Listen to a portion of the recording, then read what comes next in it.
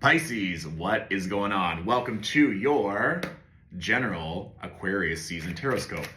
As per usual, Pisces, take what resonates, leave what does not. So, they're showing me a fish in a fish bowl, and it keeps like going up to the edge of the fish bowl and kind of like knocking it with his head and like making like pouty lips, like trying to kiss the edge of the bowl and like being confused as to if it's within the bowl or kind of like outside the bowl. So understanding like what structures you're in versus if these boundaries and structures make sense, which is very Aquarius season. But it's kind of understanding, are you in the right environment? Or have you outgrown your current environment? And that could be a home, that could be a job, that could be a relationship, that could be a space that you are working in or working out of. But there's this notion of going to the edge and seeing like, is this still big enough for me to grow and expand in or not? And if not, then what can be built upon? And there's this notion too that they're saying right now in my head, it's like, what do you really want? And I'm not sure if this also came through in the Capricorn season, but it's really just asking you to go for it. And if you've outgrown your current circumstances or whatever you're trying to build most right now, then why are you still there? Yeah, they're giggling in my head. So it's like, if you are staying somewhere that's not aligned, Pisces, you're the only one holding yourself back. And that could be physical, mental, spiritual, financial. But if you really want something more, if you want something bigger, then go for it. And you might be saying, like, I've tried that before and it didn't work. Well, did you hold the vision? Like, let's say you're this fish in this proverbial fishbowl and you got transferred to a bigger fishbowl or maybe like escaped to the ocean, but then someone came and put you back in the fishbowl. Like, you already know that more is out there. And if maybe you just dreamed about going to a bigger fishbowl or a bigger island or a bigger sea, but didn't actually physically commit to it, like you didn't have a plan, you didn't get support from the other fish in the fishbowl to really go out there, or even talk to someone else in the fishbowl that's like, oh yeah, like there are bigger fishbowls out there. If you want advice, let me know and we can talk. But it's consistently priming yourself for that environment that I think is really going to help. Remember that we still have Venus in Pisces for about half of Aquarius season. When do we switch over here? So February 4th is when Venus will move into Aries, but given that Venus will station retrograde on March 1st, Venus will come back to Aries in around April. But we still have the end of January where Venus is in Pisces, and the last weekend of January, and it's like that January 30th, 31st, February 1st, Venus is conjunct Neptune. So this is an opportunity. Venus is conjunct Neptune in Pisces. So it's a good opportunity for you to really feel into what you're wanting at the start of Aquarius season. So about a week and a half later, when we have that exact Venus-Neptune conjunction in Pisces, it's going to directly bless you, especially if you're someone born at the latter part of Pisces season. Then there's going to be lots of opportunity for that pleasure, that growth, that expansion, which also kind of makes sense. It's like, if you've outgrown this situation, then why are we still here? Because it'd be like knowing you're about to go on a huge trip and you haven't packed. And then your alarm goes off and you have 30 minutes to pack and you're like, oh, I'm so stressed. Like, but you knew the trip was coming and you didn't pack and you didn't get ready. So now it's going to feel like you have to try and play all this catch up, or that you're not going to be able to enjoy the first leg of this new trip because I don't know what you were doing before then. You can fill in those blanks, Pisces. But let's see what the cards have to say here. One, okay. One, two.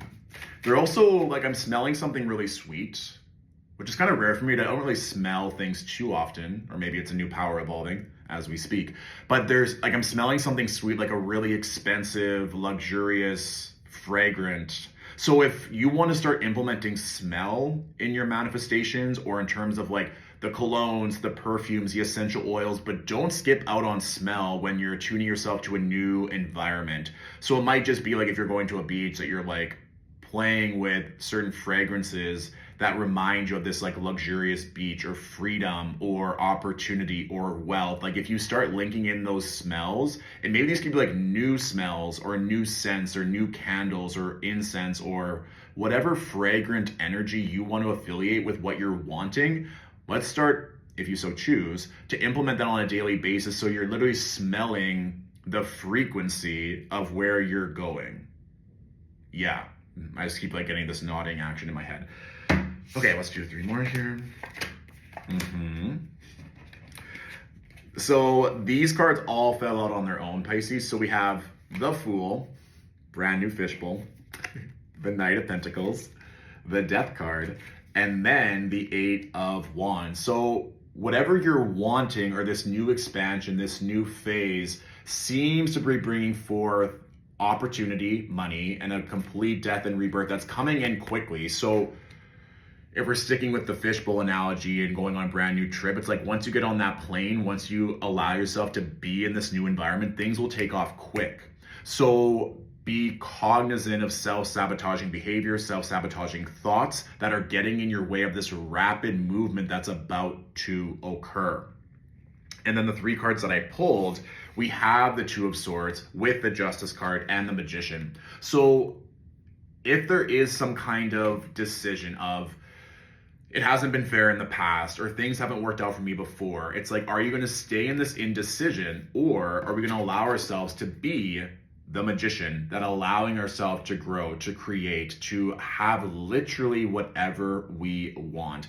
Part of me thinks, this is just what's coming through intuitively, again, take what resonates, but if there's past hurt or past feelings of, like I said, things were unjust, things not working out, things that cause you to have legitimate fears or skepticism about, well, is it truly okay for me to go into the bigger fishbowl, the bigger ocean, the beach, whatever you're wanting to expand upon? With the final card being the Magician, it's like, yes, this is your time to have what you want. And the bottom card here too, Pisces, is 7 of Pentacles. So there might be a situation where you're waiting for something to blossom, for your work to bear fruit, for all the effort and the diligence and love essentially to fully blossom. But if we have that first spread of cards that just fell out on their own, the Fool, Knight of Pentacles, the Death card, 8 of Wands, it's like there has to be some kind of prompt from you of a new way of thinking, a new way of being, a new way of doing things. If you're wanting this brand new adventure, but you keep doing things the exact same way, how are you going to get to that new energy? I'm not talking about like good actions, but there might be certain things that you're being asked upon, and it's probably going to resonate for a lot of you watching, but it's like, what is the thing that you need to commit to now that's going to help you let go of these past injustices or things that are not fair, to then fully emerge into this Magician archetype, so that you're literally creating coins, magic, love, no matter what you do? What needs to be let go of for you to emerge and evolve into this new individual, which is perfect because your birthday is around the corner. We're getting ready for your solar return and for new cycles to advance for you. So that is our general reading, Pisces. Of course, if you want a one-on-one reading, you can book in through Stillwater Alchemy's website. Members of the Alchemy Point get priority boarding, and they also get discounts on pretty much everything that I offer and sell on Stillwater Alchemy's website. So I will put more information on that in the description of this video, and I look forward to hearing of the new adventures and opportunities that present themselves to you this season. I'll talk to you soon. Mwah.